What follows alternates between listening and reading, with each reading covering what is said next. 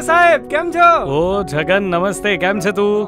હું મસ્ત સાહેબ. તમારી પાસે સમય છે તો મારે એક કામ હતું. હા બોલ ને, શું કામ હતું? આ સરકારે છે ને આ રાશન કાર્ડમાં ઈ કેવાયસી કરવાનું કહે છે.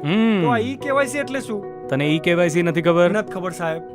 ભાઈ, સરકારે રાશન કાર્ડના જે લાભાર્થીઓ છે એમની ખરાઈ કરવાની પ્રક્રિયા શરૂ કરી છે, એ ઈ કેવાયસી. અચ્છા, પણ સાહેબ અમે તો મજૂરિયા માણસ, આ સરકાર શું કરે શું નહીં એની મને ક્યાંથી ખબર હોય? અરે જો છગન, ઈ કેવાયસી એટલે સરળ ભાષામાં સમજાવું તો આ તારું આધાર કાર્ડ કરાવવા ગયો ત્યારે તારો અંગૂઠો આપ્યો તો. હા, અંગૂઠો આપ્યો તો. પછી ફોટો પણ આપ્યો તો. બરાબર. હવે આ બધું લઈને તે આધાર કાર્ડ લીધું. હા, પણ એનાથી મળતા જે લાભ છે એ છગન જ લઈ રહ્યો છે. એની ખરાઈ કરવાની પ્રક્રિયા છે આ તો.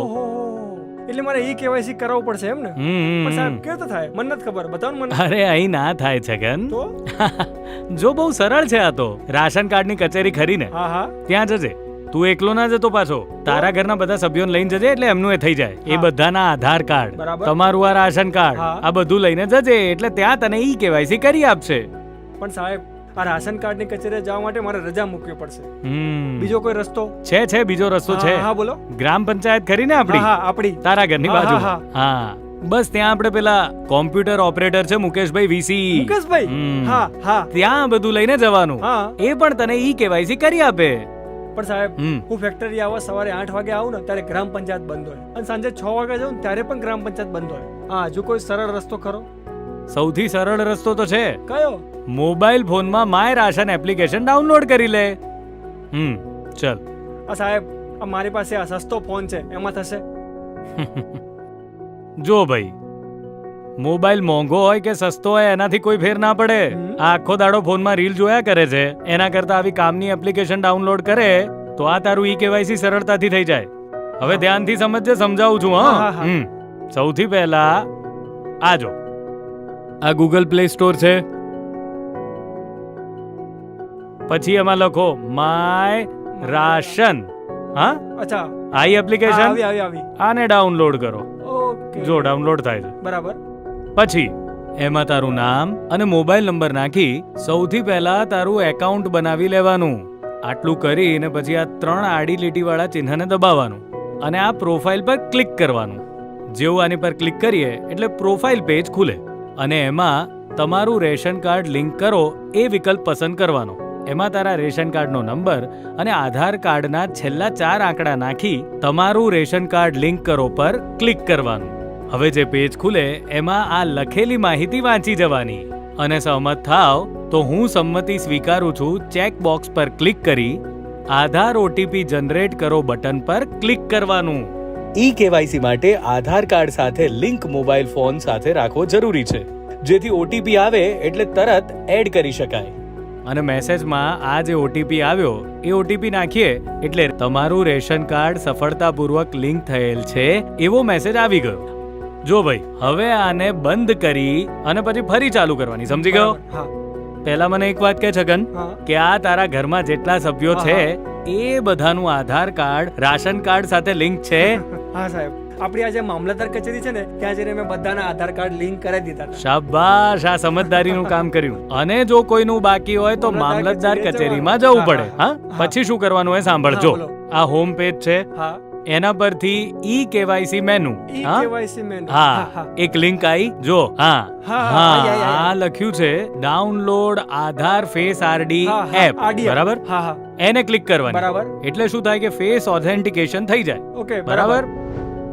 હવે આ જે ફેસ ઓથેન્ટિકેશન માટેની સૂચનાઓ આપેલી છે ને એ વાંચી ચેક બોક્સ પસંદ કરી કાર્ડની વિગતો મેળવો બટન પર ક્લિક કરવાનું. રેશન કાર્ડ નંબર એકવાર ચકાસી લેવાનો કે આપણો જ છે ને, અને સ્ક્રીન પર દેખાતો આ કોડ દાખલ કરી કાર્ડના સભ્યોની વિગતો મેળવો બટન પર ક્લિક કરવાનું. આધાર ઈ કેવાયસી માટે સભ્ય પસંદ કરો બટન પર ક્લિક કરી તારે જે સભ્યની ઈ કેવાયસીની વિગત કરવાની હોય તેનું નામ પસંદ કરવાનું અને આ સભ્યમાં આધાર ઈ કેવાયસી કરો બટન પર ક્લિક કરવાનું. હવે આ સંમતિ વાંચીને સહમત થાવ એટલે હું સંમતિ સ્વીકારું છું ચેક બોક્સ પર ક્લિક કરી ઓટીપી જનરેટ કરો બટન પર ક્લિક કરવાનું. જે ઓટીપી આવ્યો એ હવે નાખવાનો. તારા ઘરના બાકીના સભ્યોના આધાર કાર્ડ સાથે જે નંબર લિંક હશે તેમાં ઓટીપી આવશે. ઓટીપી ચકાસો પર ક્લિક કરીશું એટલે આ જે સ્ક્રીન ખુલશે એ તારા મોં સામે રાખવાની. તારે ખાસ ધ્યાન એ રાખવાનું કે ચહેરો સીધો કેમેરા સામે હોવો જોઈએ અને આંખો પટપટાવવાની છે. સરસ, લો હા. તો હવે આ પેજ ખુલી ગયું બરાબર. એટલે તારું કામ પૂરું. હા, બસ. પણ આ બધી વિગતો એકવાર ચેક કર. હા. નામ, સરનામું બધું બરાબર બરાબર છે, બરાબર છે. સમજી ગયો હા, તું? હા, હે? અને પછી હવે જો મંજૂરી માટે મોકલી આપો આ બટન દેખાય હા, છે, છે. એની પર ક્લિક કરી દો એટલે આ બધી વિગતો સીધી પુરવઠા કચેરીમાં જમા થઈ ગઈ. કામ પૂરું. આટલું સરળ છે સાહેબ. તો? વાહ વાહ વાહ વાહ. તો આવી રીતે હું મારા જે ઘરના બીજા સભ્યો છે એમનું ઈ કેવાયસી કરાવી નાખીશ. હા. પણ સાહેબ આ મારા જે પડોશી છે એમનું મારા મોબાઈલ માંથી કરવું હોય તો થાય? લે પકડ. હમ. સરકાર શ્રીને એકલા છગનની નહીં, બધા હા. નાગરિકોની સરખી ચિંતા છે. વાત સાચી છે હા, સાહેબ. એટલે આ બધા માટે છે. હમ. ગામડેથી બેઠા બેઠા પણ પોતાના ઘેરથી જ ઈ કેવાયસી કરાવી શકાય એવી વ્યવસ્થા છે. તમારે તમારો Aadhaar card number, ration card number, જેની સાથે લિંક હોય મોબાઈલ નંબર, આ બધું જઈ અને ગ્રામ પંચાયતમાં કોમ્પ્યુટર ઓપરેટર વીસી, મુકેશભાઈ. હા, એવા દરેક જગ્યાએ હા, વીસી બરાબર. હોય છે, એને જઈને આપવાનું. ઓકે. પછી શું થાય એ સમજ. પીડીએસ પ્લસ એપ્લિકેશનથી ચહેરાનો ફોટો લઈ અથવા કમ્પ્યુટર પર બાયોમેટ્રિક મશીન પર અંગૂઠા આંગળી મુકાવી કોઈ પણ જાતની ફી લીધા વગર મફતમાં ઈ કેવાયસી કરી આપશે. એટલે બાકી રહેતા લોકો એમના માધ્યમથી ઈ કેવાયસી કરાવી શકશે. જો આધાર કાર્ડમાં મોબાઈલ નંબર જૂનો હોય અને ઈ કેવાયસી માટે ઓટીપી મેળવવો હોય તો મોબાઈલ નંબર સુધારવા નજીકના પોસ્ટ ઓફિસ, આધાર કેન્દ્ર અને બેંકમાં જઈ પોતાનો મોબાઈલ નંબર પહેલા સુધારી લેવો, જેથી ઈ કેવાયસી વખતે કોઈ અગવડ ના પડે.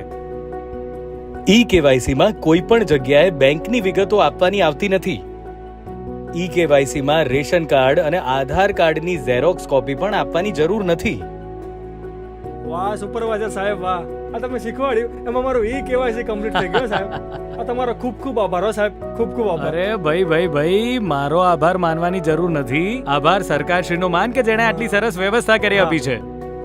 જો તું તારા ઘરના બધા સભ્યોનું હા. અને જેનું બાકી છે બધાનું ઈ કેવાયસી આ રીતે કરાવી દઈશ ને હા. તો જ મારો સમય અને મારી શિખામણ લેખે લાગશે. હા. સમજો? હું બધી બાબતોનું ધ્યાન રાખીશ સાહેબ. હા, ધન્યવાદ. હા. ચાલો જાઓ કામે લાગો. હા. અન્ન સુરક્ષા અને સંપૂર્ણ પારદર્શિતા માટે ઈ કેવાયસી